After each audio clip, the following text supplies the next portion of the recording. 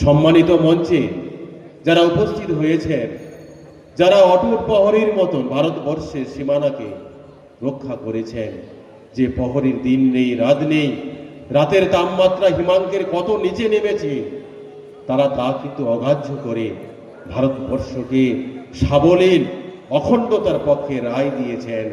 আজকে তারা হয়তো তাদের পেশা থেকে বয়সের কারণে অবসর নিয়েছেন। তাদের আজকে দিগন্তের সুদূর প্রসারী চিন্তা ভাবনার উন্মোচনের দিক আজকে নামখানা ব্লগের এমনই একটি মঞ্চ, যাদেরকে আমরা একসঙ্গে সামিল করতে পেরেছি। সেই প্রিয় প্রাক্তন সেনাবাহিনী যারা কর্মরত ছিলেন, আমি উনাদেরকে এই ধরনের কর্মের প্রতি স্যালুট এবং শ্রদ্ধা জানিয়ে আমি উনাদেরকে অভিনন্দন জ্ঞাপন করি।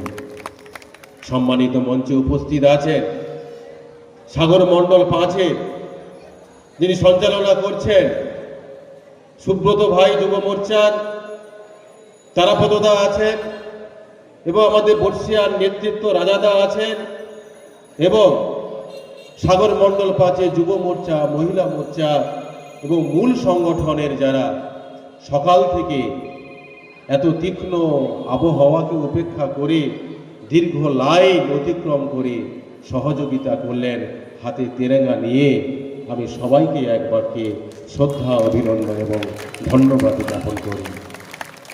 আজকে বক্তব্যের ইতিকথা বিশেষ কিছু নয়, মনের প্রেম ভালোবাসার কথা হবে। যে ভালোবাসার কথা হবে, দেশপ্রেমের কথা হবে, মানব বন্ধনের অটুট হিসাবে অনেকে আজকে দিনে দাঁড়িয়ে হাতে রাখি বন্ধন অনুষ্ঠান অনুষ্ঠিত করছে। ভারতবর্ষ কথায় দাঁড়িয়ে আছে। 2022 সাল ভারতবর্ষের প্রধানমন্ত্রী ঘোষণা করলেন আজাদী কা অমৃত মহোৎসব। ভারতবর্ষে স্বাধীনতা দিবসের 75 বৎসর প্লাটিনাম জুবিলি উদযাপিত হচ্ছে। সেদিনে রঙ্গলাল বন্দ্যোপাধ্যায় বলছে, স্বাধীনতাহীনতায় কে বাঁচিতে চায় হে, কে বাঁচিতে চায়? আপনারা কি কেউ বাঁচতে চেয়েছিলেন? সামনে যখন সুভাষচন্দ্র বোস হাত দাঁড়িয়ে দেখিয়ে দিচ্ছে দিল্লি চলো, আজকে দিল্লি তো আমাদের ডেস্টিনেশন হয়েছে, ভারতবর্ষের রাজধানী হয়েছে কলকাতা, আজকে তো চলে গেছে। কিন্তু সেদিনের সুভাষচন্দ্র বোস যখন বলেছিলেন দেশাত্মবোধকে নিয়ে, freedom is not by given, it is taken, বা আমাদের স্বাধীনতা কখনো কেউ দেবে না, এটাকে ছিনিয়ে আনতে হবে। সেদিনের সুভাষচন্দ্র বোসের আজাদির কথা মহাত্মা গান্ধীর নরমপন্থা হলেও ভারতবর্ষে বিভিন্ন আন্দোলনের মধ্য দিয়ে ভারতবর্ষকে আজকে অটুট জায়গাতে আমাদের স্বাধীনতার যে স্বাদ আমরা পেয়েছি, এই স্বাদকে আমরা কখনো অগ্রাহ্য করতে পারবো না। সেদিনের বহু দেশপ্রেমের কাহিনীতে অনেকে শহীদ হয়েছেন, তাদেরকে হয়তো আমরা কালের নিয়মে কিছু দিবস পালন করি, কিন্তু ভুলে যাইনি আজও আমরা স্বাধীনতার স্বাদ এখনো আমরা পরিপূর্ণতা পাইনি। বিগত কয়েকটা বৎসর ভারতবর্ষের ইতিহাস, পশ্চিমবঙ্গের ইতিহাসকে যারা ভুলুণ্ঠিত করতে চেয়েছে, দীর্ঘ বৎসর 47 সালের পর থেকে ভারতবর্ষের যে শাসনকালে আজাদী কা অমৃত মহোৎসব, দেশপ্রেম, ভারত মাতার প্রতি প্রেম, এই প্রেম ভালোবাসা কি শুধু অর্থের কাছে হয়েছে, না শাসকের অনুগামীর ক্ষেত্রে হয়েছে? বর্তমান সরকার যখন ঘোষণা করলো বন্দে মাতরমের 150তম বর্ষ উদযাপিত হয়েছে, সেদিনে বঙ্কিমচন্দ্র চট্টোপাধ্যায় বন্দে মাতরম যে গানটি আমাদের দেশাত্মবোধের রচনায় অলঙ্কৃত হয়েছে, তাকে কি আমরা স্মরণ করব না? আমরা কি ভুলে গেছি? বন্দে মাতরমের যে গান আজকে জাতীয় গীত হিসাবে স্কুল, কলেজে, পাঠ্যশালায় সব জায়গায় বন্দে মাতরমের স্থান হয়েছে। কেন? আজকে এতগুলো বৎসর যখন পেরিয়ে এলাম, স্বাধীনতার প্রাক্কালে 80তম বর্ষ উদযাপিত করছি, আজকে বন্দে মাতরমকে কারা ভুলিয়ে রেখেছে? কেন ভুলিয়ে রেখেছে? ভারত মাতার এক দেশ, এক বিধান, এক নিশান, একই রাজ্যে থাকবো, একটা দেশের একটি জাতীয় পতাকা তেরঙ্গা উড়বে জম্মু কাশ্মীরের, আর এক পতাকা উড়বে। এ কোন ধরনের অখণ্ডতাবাদ, এ কোন ধরনের ইন্টিগ্রিটি? এটাই আমাদের ভারতবর্ষের প্রধানমন্ত্রীর মূল মন্ত্র। সারা পৃথিবীর 193টি দেশকে ভারতবর্ষ যখন দামাম ভাবে চারিদিকে উচ্ছ্বলিত কণ্ঠে বলছে বলো বলো বলো সবে, ভারত এবার জগত সভায় শ্রেষ্ঠ আসন লবে। সেদিনের যারা স্বরলিপিটি রচনা করে চলে গেছেন, তাদের স্বরলিপিকে কখনো বাস্তবে রূপ দিতে পারেনি। আজকে যিনি রূপ দিয়েছেন তিনি ভারতবর্ষের প্রধানমন্ত্রী, তিনি আমাদের একমাত্র যিনি লৌহ মানব হিসাবে দাঁড়িয়ে রয়েছেন, তিনি আমাদের নরেন্দ্র দামোদর দাস মোদী। তার কণ্ঠে আজকে ভারতবর্ষে চারিদিকে একটি আঞ্চলিকতাবাদ, বিচ্ছিন্নতাবাদী শক্তি আজকে হার মেনেছে। হার মানাহার পরাবো তোমার গলে। অনেক প্রেমের কথা শুনেছেন, কিন্তু জাতীয়তাবাদের কথা শোনেননি।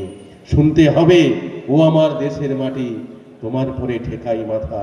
এ তো কণ্ঠে আমরা শুনেছি। ধীরেন্দ্র লাল রায় অনেক গান করেছেন, বহু গান শুনেছি আমরা। অতুল চন্দ্র ঘোষের নাম শুনেছি, অতুল চন্দ্র সেনের নাম শুনেছি। কত কথা না শুনেছি আমরা মাইকেল মধুসূদন দত্তের কথায়। সমাজ সংস্কারক বিদ্যাসাগর এসেছে, শুনেছি নাম আমরা। বঙ্কিমচন্দ্র চট্টোপাধ্যায়ের কথা আজকে বন্দে মাতরম যখন গাইছে, সুজলাং সুফলাং শস্য শ্যামলাং, বন্দে মাতরম যখন গাইছে, এই বাংলার এত সম্প্রীতি, এত সভ্যতা, এত বাংলা ভাগের সেদিনের জিগিরে ডক্টর শ্যামাপ্রসাদ মুখোপাধ্যায়ের অবদান আজকে নতুন করে ভাবিত করেছে। 20শে জুন 1947 খ্রিস্টাব্দ পশ্চিমবঙ্গ সনাতনীদের আবেগ অনুভূতির জায়গা হতে পারে, সেদিন দেখিয়ে দিয়েছিলেন শ্যামাপ্রসাদ মুখার্জি। পশ্চিমবঙ্গ প্রতিষ্ঠা করেছিলেন, আজকে তাকেও আমরা শিখেছি। আজকে হর ঘর তেরেঙ্গা অভিযান, স্পষ্ট কথা ভারতবর্ষের প্রধানমন্ত্রী বলেছেন, তার সুরে সুর মিলিয়ে পশ্চিমবঙ্গের নবাগত মুখ্যমন্ত্রী, যার অটুট বন্ধনে আমরা সবাই আবদ্ধ, মাননীয় শ্রী শুভেন্দু অধিকারী মহাশয়, তার কথায়, তার ছন্দে, তার বক্তব্যে একটি কথা, বন্দে মাতরমের 150তম বর্ষ উদযাপিত হবে। দেশপ্রেমের প্রতি আমাদের ভালোবাসা বাড়বে না? হর ঘর তেরেঙ্গা অভিযান, এটি 150তম বৎসর বন্দে মাতরমের কথায়। তাই বাড়িতে বাড়িতে বলা হচ্ছে তেরেঙ্গার প্রতি আপনি আসক্ত হন, তেরেঙ্গার প্রতি ভালোবাসুন। দেশপ্রেম, জাতীয়তাবোধ, ভারতবর্ষের অখণ্ডতা, ভারতবর্ষের ইতিহাসকে জানতে হবে। ভারত মাতার ছবি কেন আজকে আমরা পূজিত করব? এই পূজনের সময় কি বিগত সময়ে আসেনি? আজকের দিনে দাঁড়িয়ে ভারতবর্ষকে যারা স্বরাজ্য স্বভৌমে আমরা ভাবতে শুরু করেছি, তার মূল পুরোধা হিসাবে ভারতবর্ষের বর্তমান সরকার। আর এই প্রথমবার আপনারা ডবল ইঞ্জিনের স্বাদ পেয়েছেন। সেই স্বাদ ভারতবর্ষের 21টি রাজ্যে হবে, আর পশ্চিমবঙ্গ তার ব্যতিক্রম থাকবে, তা হতে পারে না। তাই আজকের দিনে দাঁড়িয়ে আমরা পথে ঘাটে, রাস্তায়, স্কুল কলেজে, প্রশাসনিক জায়গাতে আজকে আমরা তেরেঙ্গা অভিযান করছি। ত্যাগ সূর্যের প্রতীক, সেদিনের গেরুয়া। আজকে বহু সন্ন্যাসীরা আজকেও তারা মাঠে নেমেছে শুধু সনাতনীদের আবেগ উচ্ছ্বাসকে আজকে অটুট রাখতে। তাই আমরা অটুট বন্ধনে সবাই